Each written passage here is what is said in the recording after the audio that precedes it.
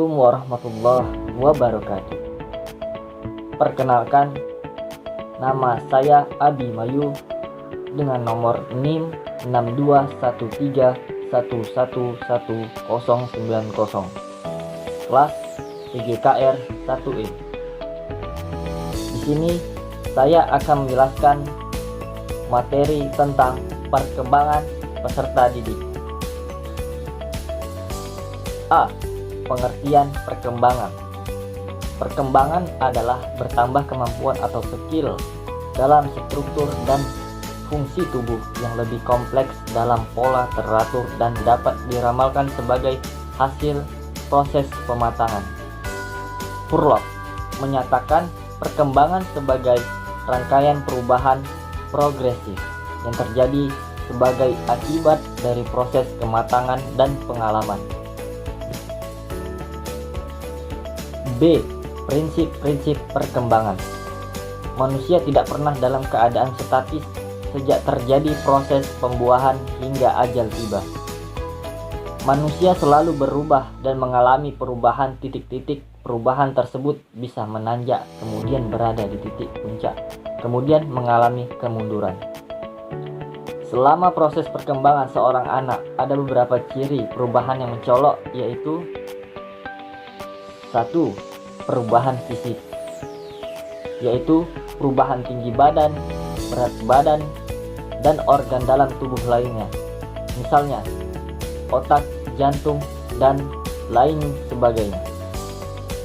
Kedua, perubahan mental, yaitu perubahan yang meliputi memori, penalaran, esensi, emosi, sosial, dan imajinasi. Furlop menyatakan prinsip perkembangan ada 9, yaitu 1. Dasar-dasar permulaan adalah sikap kritis. 2. Peran kematangan dan belajar. 3. Mengikuti pola tertentu yang dapat diramalkan. 4. Semua individu sama. 5. Setiap perkembangan mempunyai perilaku karakteristik. 6. Setiap tahap perkembangan mempunyai resiko. 7. Perkembangan dibantu rangsangan. 7. Perkembangan dibantu rangsangan. 8. Perkembangan dipengaruhi perubahan budaya. 9. Harapan sosial pada setiap tahap perkembangan. C. Teori-teori perkembangan.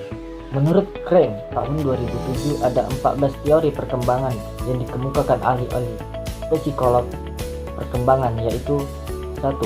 Environmentalisme, yaitu teori yang menyatakan perkembangan ditentukan oleh lingkungan. Kedua, naturalisme. Teori ini memandang anak berkembang dengan caranya sendiri, melihat, berpikir, dan merasa. Ketiga, etologi adalah studi tentang tingkah laku manusia dan hewan dalam konteks evolusi. 4. Sampraktik dan organisme, yaitu dikemukakan oleh Ashwer, menyatakan bahwa perkembangan tidak sekedar mengacu kepada peningkatan ukuran, tetapi perkembangan mencakup perubahan-perubahan di dalam struktur yang dapat didefinisikan menurut prinsip ontogenik. Kelima, perkembangan kognitif. Teori ini digagas oleh Jean Piaget yang menyatakan bahwa tahapan berpikir manusia sejalan dengan tahapan umur seorang. 6. Perkembangan moral. Teori perkembangan moral dikemukakan oleh Lawrence Kohlberg, dilahirkan pada tanggal 25 Oktober tahun 1925. Perkembangan moral menurut Kohlberg adalah internalisasi, yaitu perubahan perkembangan dari perilaku yang dikendalikan secara eksternal menjadi perilaku yang dikendalikan secara internal. 7. Pengondisian klasik. Teori ini dikemukakan oleh Ivan Pavlov yang menyatakan bahwa perkembangan manusia berasal prinsip stimulus dan respon. 8. Pengondisian operan. Pengondisian operan ditentukan Skinner untuk menentukan teori pengondisian operan sebagai sebuah teori perkembangan. Skinner membuat Spinner box dalam kotak Skinner menjawab bahkan perkembangan pengetahuan latihan yang disertai dengan reward dan punishment. 9. Pemodelan. Teori pemodelan dikemukakan Albert Bandura menyatakan bahwa perkembangan manusia merupakan hasil interaksi antara faktor hereditas dan lingkungan. 10.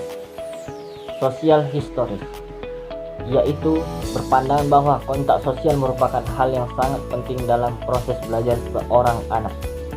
11. Psikoanalitis, yaitu teori yang digagas oleh Sigmund Freud yang menekankan pada pentingnya peristiwa dan pengalaman-pengalaman yang dialami anak, khususnya situasi kekacauan mental. 12. Psikososial. Teori ini digagas Erik Erikson yang menyatakan bahwa perkembangan terjadi sepanjang kehidupan manusia. 13. Perkembangan bahasa. Teori perkembangan bahasa digagas oleh Chomsky menyatakan kemampuan berbahasa adalah bawaan manusia yang tidak memiliki makhluk lain. 14. Humanistik. Penggagas aliran humanistik adalah Abraham Maslow. Menurut Maslow, pertumbuhan dan perkembangan manusia ditentukan oleh hakikat batin yang esensial dan biologis. D. Tahap-tahap perkembangan. 1. Tahap-tahap perkembangan manusia dalam pandangan psikolog, yaitu Hurlock tahun 1980 menyatakan membagi tahap perkembangan menjadi 10 tahap, yaitu 1. Periode pranatal, 2. Masa bayi baru lahir, 3. Masa bayi, 4. Masa anak-anak awal, 5. Masa anak-anak akhir, 6. Masa puber, 7. Masa remaja, 8. Masa dewasa dini, 9. Masa dewasa madya, 10. Masa usia lanjut. E. Faktor-faktor mempengaruhi perkembangan. Menurut Hurlock, baik faktor kondisi internal maupun faktor kondisi eksternal akan dapat mempengaruhi tempo atau kecepatan dan sifat atau kualitas perkembangan seorang. Ada beberapa faktor yang berkaitan dengan perkembangan seseorang, yaitu 1. Inteligensi, 2. Seks, 3. Kelenjar-kelenjar, 4. Kebangsaan ras, 5. Posisi dalam keluarga, 6. Makanan, 7. Luka dan penyakit, 8. Hawa dan sinar, 9. Kultur budaya. Baik, demikianlah untuk materi penjelasan perkembangan peserta didik. Lebih dan kurang saya mohon maaf. Apabila dalam kesalahan, saya mohon maaf dan meminta ampunan.